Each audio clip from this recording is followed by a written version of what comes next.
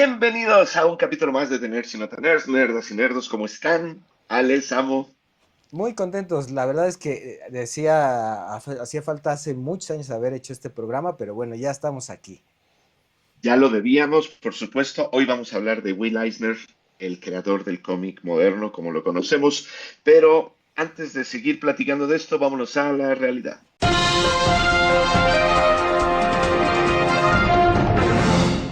Xbox revela Project Helix. Asha Sharma comunicó el pasado 6 de marzo que ya se encuentran desarrollando su próxima consola y tendrá la capacidad de correr títulos de PC y obvio de Xbox, lo que la pondrá frente a frente con la nueva Steam Machine. ¿Opiniones, amigos? Nintendo nos da tráiler final de la peli de Mario.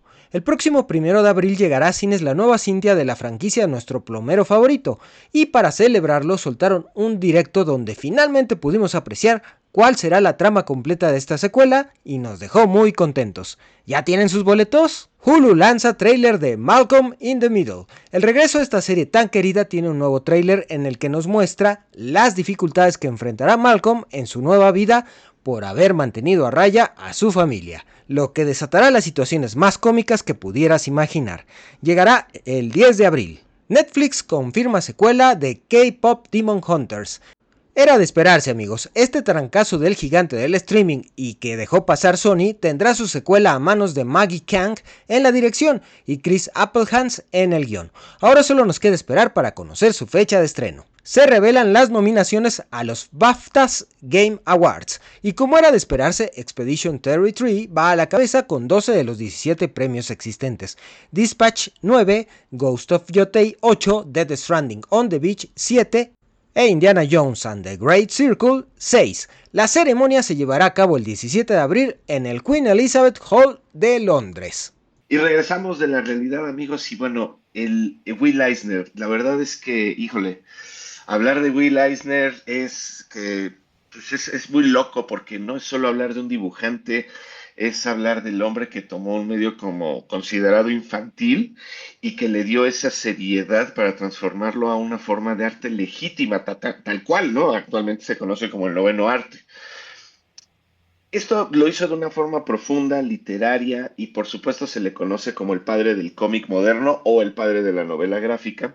Y por supuesto su influencia es tal que pues basta que los premios más importantes de la industria llevan el nombre de este señor. Pero los inicios de Will Eisner, ¿qué podemos hablar de los inicios de Will Eisner? Pues miren, William Erwin Eisner nace el 6 de marzo y también un poco por eso estamos haciendo este programa. En 1917, tiene poquitos días que se cumple, digamos, un año más de haber tenido en este mundo a este gran artista. Él nace en Brooklyn, en Nueva York, hijo de inmigrantes judíos, con todo lo que ello implica en esa época. Crece en un ambiente humilde marcado por la Gran Depresión estadounidense, donde pues, se las vieron literal negras para poder sacar unos cuantos centavos de dólar. Su padre era pintor de escenarios de teatro y ahí es donde empieza a transmitirle todo este amor al arte, a la pintura, al dibujo. Mientras que su madre pues era una mujer más pragmática, le inculca una mentalidad empresarial muy judía que más tarde lo distinguiría. Eisner comienza dibujando para el periódico de su escuela secundaria, donde coincide con otro gran joven talento, ni más ni menos, amigos, que Bob Kane, el creador de Batman. A los 19 años entra en la revista Wow, más bien se llama Wow, What a Magazine, y tras el cierre de esta se asocia con Jerry Iger para fundar el Eisner Iger Studio, que funciona como un taller o una especie de fábrica de contenido para editoriales donde pues, les hacían por freelance trabajos, ilustraciones, lettering, etcétera, varias cosas, y por sus filas pasaron leyendas como el mismísimo Jack Kirby antes de que saltara a la fama.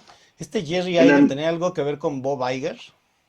No sé, pues bueno, son judíos al final del Si día lo y saben, pónganlo en los sí. comentarios. Por cierto, hay que aprovechar, suscríbanse, denle like a la campanita, todo el contenido está No les buenísimo y cuesta compártanlo. nada darle una manita arriba, dejar un comentario y suscribirse. Nada les Y cuesta, ya es somos gratis. mil Hoy, setecientos cincuenta suscriptores, amigos, también. sí, nota al pie, es interesante, se rumorea que Bob Kane, el creador de Batman, como ya lo dijiste, que lo conoció, fue el que le dijo a Will Eisner que se metiera a la industria del cómic, porque como tal, la editorial que él abrió, el estudio de Eisner y Eiger, fue para contenidos editoriales en sí, pero Bob Kane fue el que le dijo, ándale, ándale,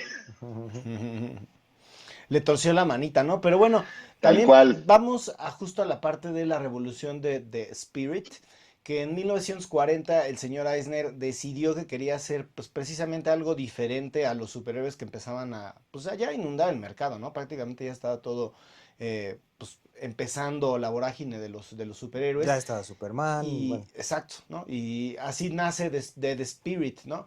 Que es un detective llamado Danny Colt que muere y regresa para combatir el crimen desde un cementerio, ¿no? O sea, No como un zombie, pero sí no, o regresa de la sea, muerte. más bien como una especie pues sí, de vengador, de Un no vigilante, muerto, ¿no? Vigilante. Ujú. vigilante, ¿no? Es una gran palabra para esto.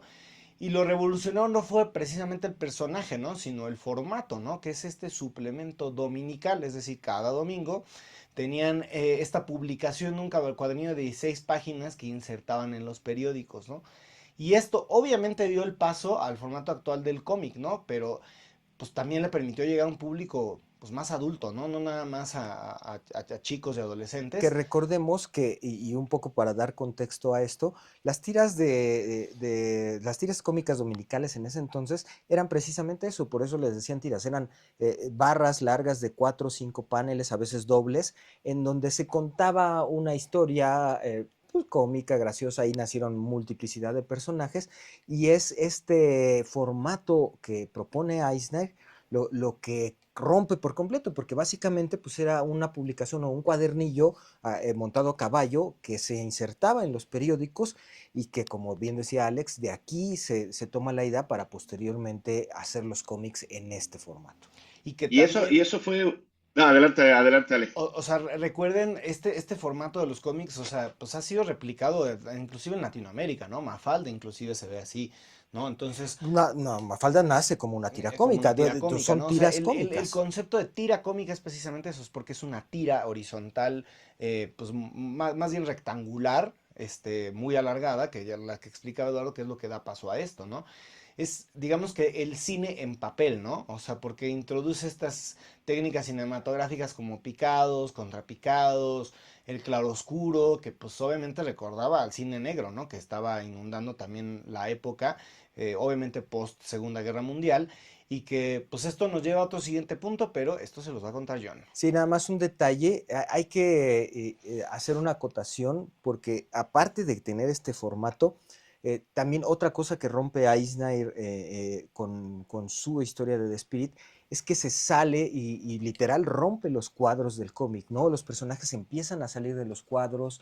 Es una manera muy sui generis de romper la cuarta pared, ¿no? De esto a lo que estábamos Exactamente. acostumbrados a ver que toda la historia pues se centraba o se resguardaba en el cuadro que estaba dibujado. Aquí no, el Spirit saca sus puños, las títulos o las letras del episodio se salen de este contexto, rompen incluso podemos decir que rompen la página porque se quedan cortadas. La misma ciudad en la que trabaja The Spirit, bueno, se ven los rascacielos saliendo para un lado, para el otro. La perspectiva, ¿no? La perspectiva, o sea, y eso era algo que pues sí le vuela la cabeza a muchos de los lectores de esa época. ¡Wow! Que ¡Pum! esa es ¡Pau! Todas esas, ¿no? Las las onomatopeyas. onomatopeyas, claro.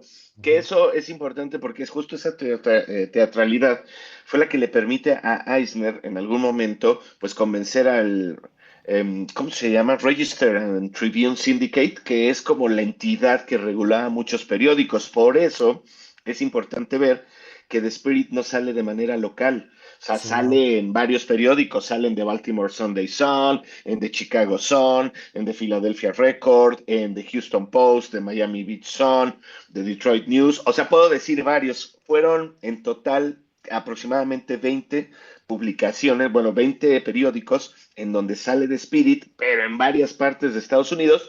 Y esto pues también le da una amplificación bastante buena sin necesidad de ser un libro. Entonces esto pues por supuesto, aunado a todo el esfuerzo que traían, pues olvídense. Y aquí justamente es donde también se ve el tema de Eisner como mentor y educador, porque al final él utilizaba el cómic como herramienta. Hablando de todos estos elementos que él usaba, pues cuando llega la Segunda Guerra Mundial, Eisner es reclutado y en lugar de empuñar un fusil, él utiliza el lápiz, totalmente un genio, y crea el personaje de Joe Dope, que es como para manuales de mantenimiento preventivo del ejército. Típico, ¿cómo les diré? Como el personaje de Fallout, de este niño, hagan de cuenta que así era Joe Dope. Ujú. Y por supuesto descubre que los soldados aprendían mucho más rápido a reparar un tanque si las instrucciones estaban en formato de cómic, como este morrito de Fallout, ¿no? El que conocen, el güerito. O sea, es el Así tal culpable cual. de que yo no sepa seguir manuales de instrucciones y no vienen con dibujitos. Pues más bien es el culpable de dejar de hacerlo. Sí, sí, sí, más bien. Y por supuesto, pues esta etapa consolida su creencia de que de que esto es un arte secuencial. Y por supuesto, lo usa como una herramienta educativa bastante poderosa. Y tras la guerra, pues funda la revista PS Magazine, que dirige durante 2 décadas junto con, bueno, con varios artistas. Y por supuesto, aquí da el tema del perfeccionamiento del tema visual.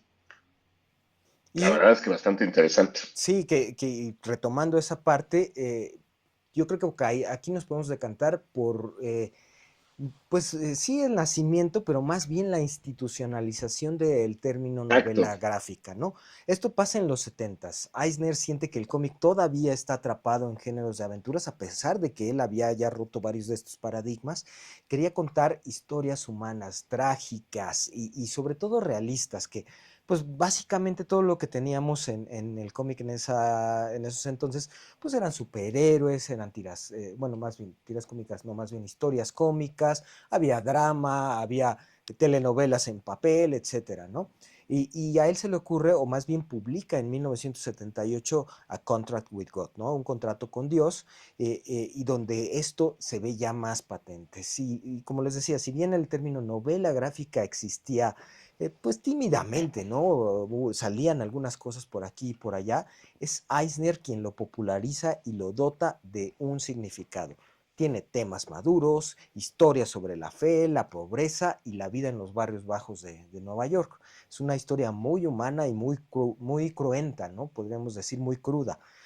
Y esto continúa lo que ya hacía en The Spirit, rompe por completo las celdas, rompe la estructura rígida de las viñetas y se vuelve a ver esta parte de que los personajes a menudo caminan por la página sin borders. Digamos que es el nacimiento de los pin-ups, ¿no? En el cómic, pueden ser estas ilustraciones que van a 2 páginas completas en las que los márgenes no importan. Y aquí, bueno, pues se ve lluvia, arquitectura urbana, un poco lo que ya decíamos de The Spirit. Y además llega a teorizar sobre el medio en sus libros, porque también escribe el cómic y el arte secuencial y la narración gráfica, y se convierten en textos obligatorios para cualquier facultad, no solo de cómic, amigos, de arte pop, de arte contemporáneo, por la importancia que tiene él en la difusión de historias de esta manera, con ilustraciones y en cómic, en arte secuencial. Y tan relevante es que en 1988 llegan los premios Eisner, ¿no? O sea, en este reconocimiento en el que, pues, oficialmente se vuelven conocidos como The Will Eisner Comic Industry Awards, pues nacen en el 88 precisamente tras la desaparición de los premios Kirby y se convierten rápidamente en el máximo reconocimiento a nivel mundial de las viñetas, ¿no? Es el Oscar Es el de Oscar la de los industria. Y cómics. hay que aclarar también que los premios Kirby desaparecen por cuestiones administrativas de la empresa, de las empresas que lo manejaban. Por eso es que, digamos, dejó de ser Kirby para ser Eisner. Y Ujú. su creación no solo buscaba, pues, premiar el talento, sino profesionalizar la industria, ¿no? Y dotar al cómic de un prestigio similar al que tienen los Oscars en el cine. O sea, quería hacer que pudieras tener una vida como dibujante de cómics, ¿no? Y eso es lo que hizo que señores como este que tengo aquí a mi lado, o como nuestro queridísimo Memo Salas Bracho, pues también aspiraran a volverse a eso, ¿no? O sea, que quisieran pues llegar a esta carrera, ¿no? Que es tan difícil de perseguir, casi al igual yo diría que es volverse cineasta, ¿no? Prestigioso. Sí, Yo creo sí, que cuesta sí. el mismo trabajo. Y el mismo Will Eisner, pues la figura que daba nombre a los galardones, fue un defensor activo de la excelencia técnica y narrativa, ¿no? O sea, no dejaba así que cualquier hijo de vecino llegara a tener un premio Eisner, ¿no? Sino pues participaba personalmente en las ceremonias hasta que pues lamentablemente fallece en el 2005 y desde entonces el evento pues ha crecido, si bien exponencialmente bajo la administración de figuras clave como Jackie Estrada, y se celebra anualmente en una gala nocturna durante la San Diego Comic Con, ¿no? Que es Un el día escenario antes, más importante para la cultura pop global. sí, es un día antes de que empiece la convención formalmente, es que se da esta noche de los Eisner y donde se entregan y develan los ganadores. Y que justamente yo creo que acotando lo que está diciendo Ale, que es bastante importante, lo que distingue a los premios, definitivamente, ya lo dijiste tú, no cualquier hijo de vecino va a tener un Eisner. Creo que es este sistema tan riguroso que tiene de selección. Por supuesto, hablamos de un diseño que está hecho para garantizar que el mérito creativo se dé pues como el único criterio, tal cual. El proceso, por supuesto, comienza con un jurado rotativo de 5 o 6 expertos.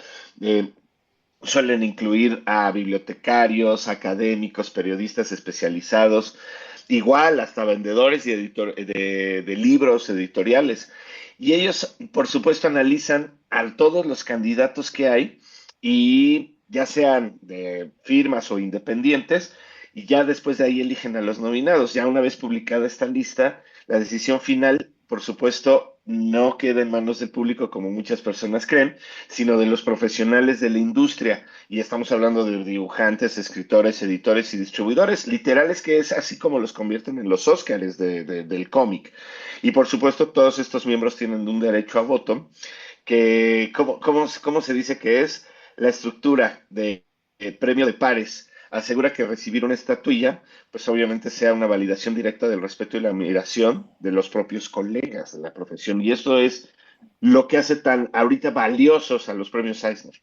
Sí, pues realmente lo hacen más legítimo, ¿no? O sea, digo, no podemos decir que no existan compadrazgos, pero por lo menos es más fiel o no responde tanto a intereses económicos como otras premiaciones.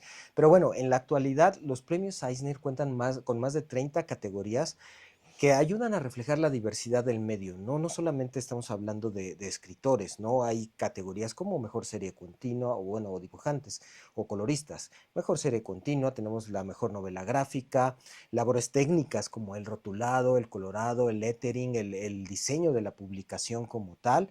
En fin, hay estas 30 variantes y además los Eisner han sabido adaptarse a los tiempos modernos, incluyendo categorías como el webcomic, cómic digitales y ediciones internacionales de Asia y Europa, ¿no? Ampliando el carácter global que tiene el premio y la importancia, ¿no?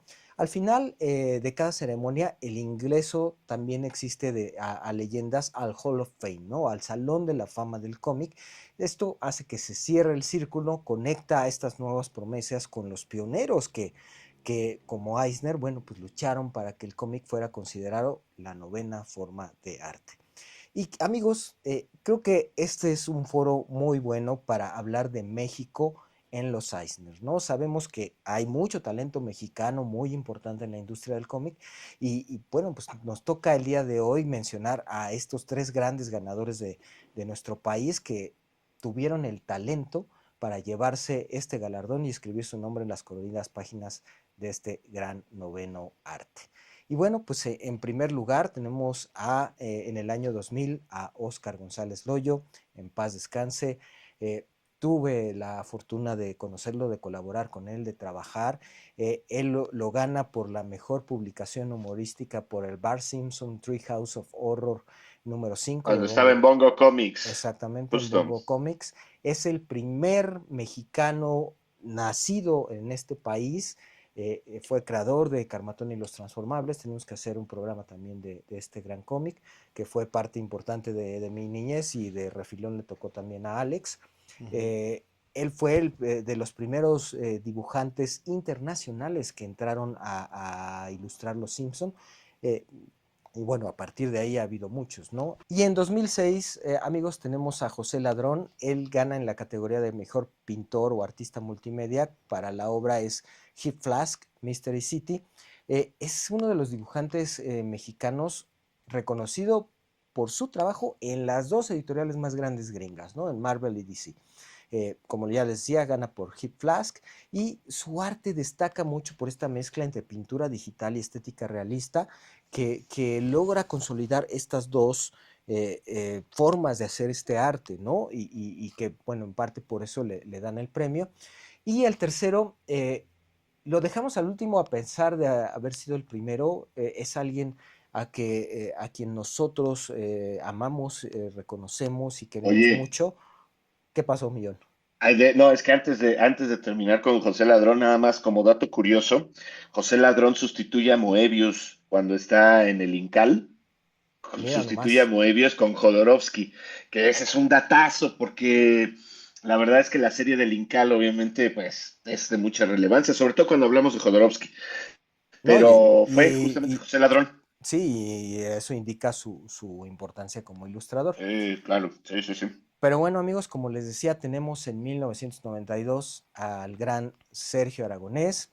¿Por qué lo pusimos aquí? Porque pues no es nacido en México, él es español de nacimiento, pero viene a radicar desde muy joven a nuestro país y él se siente mexicano, él viaja bueno, es mexicano, viaja con su pasaporte mexicano a pesar de que vive en Los Ángeles. Él gana el Eisner por la categoría de mejor serie o mejor humor con Gru the Wanderer. Bueno, bueno, esta en específico lo gana junto con Mark Evanier, ¿no? Que es también un muy buen artista y miembro de la publicación. Pues sí, lo podemos considerar como el primer mexicano asociado a ganar un Eisner, a pesar de que no es de nacimiento, si bien el dibujante mexicano de nacimiento que lo ganó primero fue Oscar, pues también Sergio Aragonés tiene este gran honor. Pero se naturalizó al final del día, ¿no? Sí, sí, sí, tiene, te digo, pasaporte mexicano, ¿no?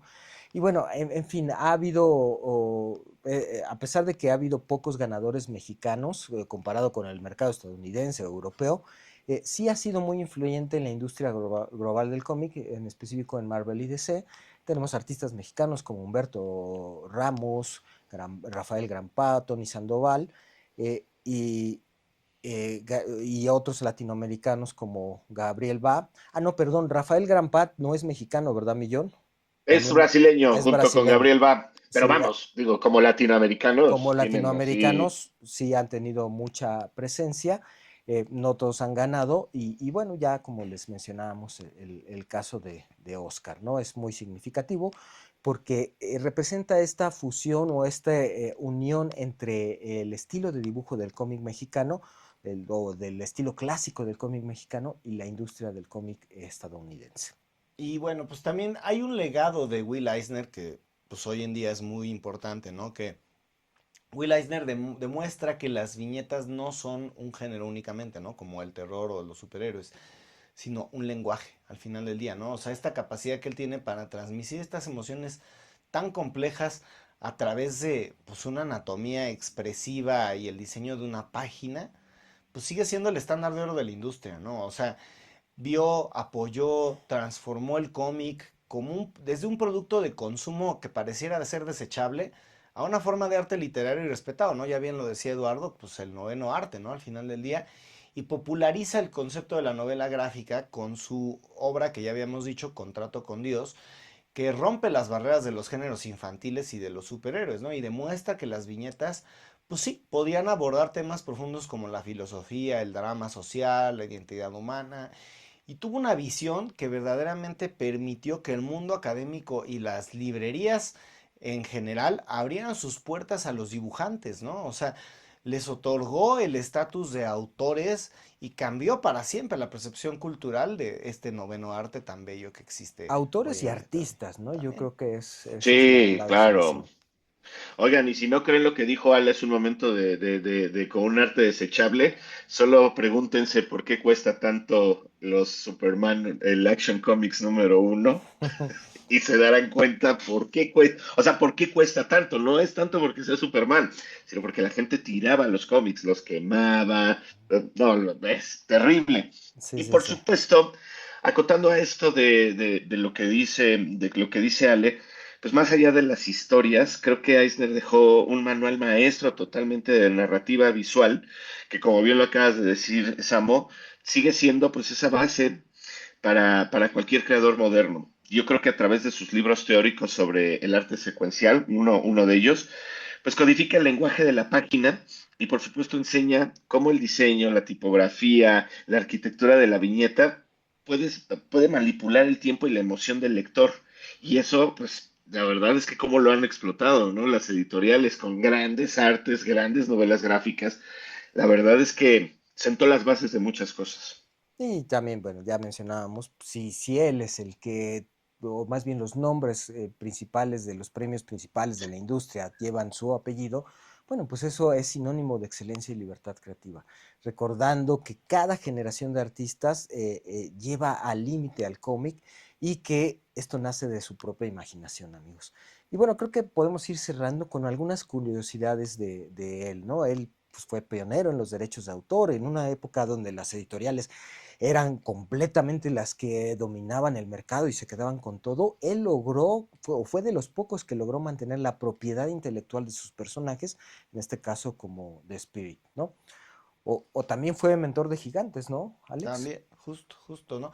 Que pues ahí tuvimos a uno de los grandes mentores fue Jack Kirby, ¿no? Que es, pues, es considerado el rey de los cómics, que aprendió el oficio en su estudio completamente. Y años después, artistas como Frank Miller o Alan Moore, pues citarían a Eisner como su mayor influencia, ¿no? Tan es así influencia para Frank Miller que él dirige la película en 2008 de The Spirit, que es Ujú. coescrita con Eisner.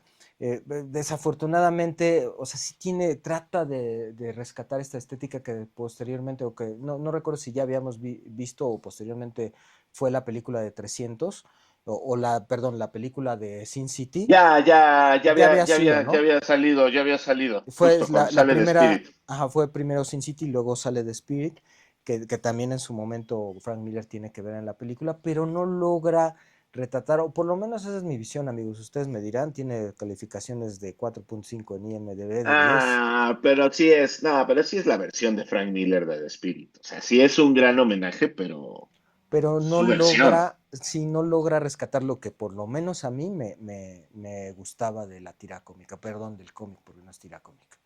Y Y bueno, pues pues pues lo de la censura, mira, le hablan los de la censura. sí, no, o sea, justo una de las cosas que hizo fue rechazar la censura, ¿no? O sea, cuando el Comics Code Authority o la famosísima censura en Estados Unidos se volvió estricta en los años 50, pues él simple y sencillamente se alejó del cómic comercial y se empezó a centrar en lo educativo, ¿no? Y regresó solamente cuando el medio estuvo listo para temas de adultos, ¿no? Que pues sí, lamentablemente en la época de la posguerra el En los 70s. conservadurismo pues tomó posesión absolutamente a nivel El, mundial y no había manera de tener libertades de expresión que hasta mucho tiempo después no, ya se fue abriendo, ¿no? imagínate el macartismo, cabrón, qué horror, güey, qué pinche Pues muy, inquisición política más un asquerosa. poco parecido a lo que está pasando ahorita, ¿no? En Sí, nueva es cuenta. fascismo disfrazado. Sí. Sí, sí. Y bueno, pues esto, digo, la verdad, hace que pues él esté activo hasta el final. Digo, su última obra que ya había sabido, bueno, más bien, hay varios, ¿no? Pero hace una que se llama La Conspiración, sobre el origen de este libelo antisemita de los protocolos de los sabios de Sion. Para quien no sepa, rápidamente, técnicamente los protocolos de los sabios de Sion fue un texto hecho por Rusia para culpar a los judíos de toda la situación que existía durante el zar Nicolás II, pero el dato más perturbador de los protocolos de los sabios de Sion es que fue el libro de cabecera del mismísimo Adolf H. durante la Segunda Guerra Mundial, para hacer el partido N en la Alemania M. Ujú. Entonces, por Adolfo, el del supuesto, bigotito. Ujú. Adolfo el del bigote. Y por supuesto, pues este se publica poquito después de su muerte en 2005. Y bueno, pues también a otra cosa y un dato bastante padre, pues es que en México tuvimos la fortuna de tenerlo en la Conca de 1999, en la unidad de convenciones del Centro Médico, y ahí estuvo firmando autógrafos, dio una conferencia, se tomó fotos con las personas cuando todavía, vamos, cuando no cobraban esas cosas.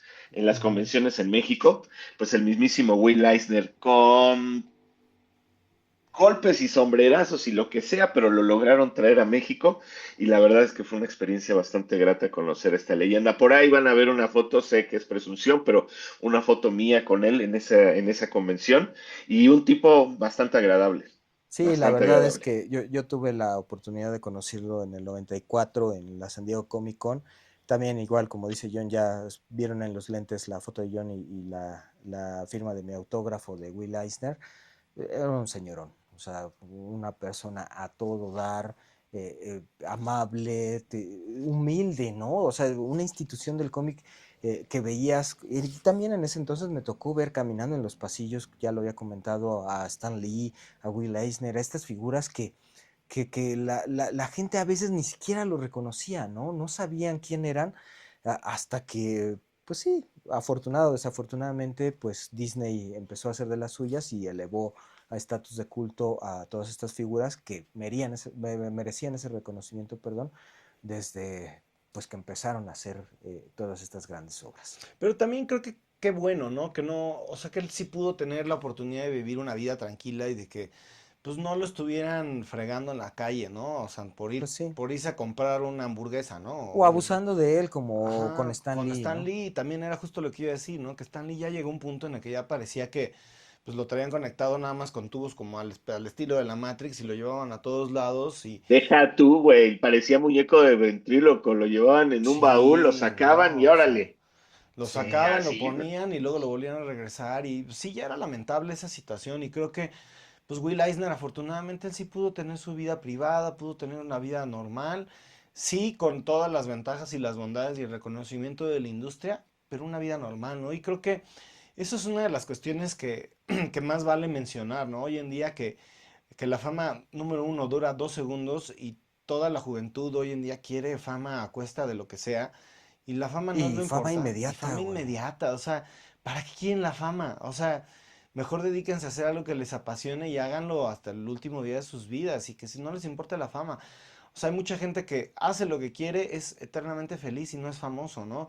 Y creo que es más importante ese mecanismo de medición, medir la propia felicidad de uno, no a consecuencia de la fama y el reconocimiento, sino a consecuencia de uno mismo ser De feliz por lo que le trabajo, gusta, el de trabajo, ¿no? talento. O sea, el talento nunca viene de a gratis, ¿no? A pesar de que parece que hay algunas personas que los privilegia, Puede ser que este, sí, que tengas capacidades físicas, intelectuales que te acerquen a eso, pero sí, pero si si no no lo lo trabajas, practicas y si si no no lo lo trabajas, explotas, pues se no. muere, ¿no? O sea, uno de mis mejores amigos de la primaria que eran dibujantes espléndidos, pues siguen dibujando espléndidamente, pero nunca prosperaron a nivel de cómic, a nivel de nada, ¿no? O sea, tampoco porque creo que les interesara mucho, pero al final del día, esas ventajas que tienen ciertas personas desde niños, pues hacen que una persona como Will Eisner, que sí, pues quizás si bien desarrolla estas habilidades también a temprana edad, pues no lo volvieron un prodigio, sino lo volvieron un ser humano, ¿no? Y creo que lo que dijo Eduardo es vital, ¿no? Pues ser una persona muy humilde y muy sencilla.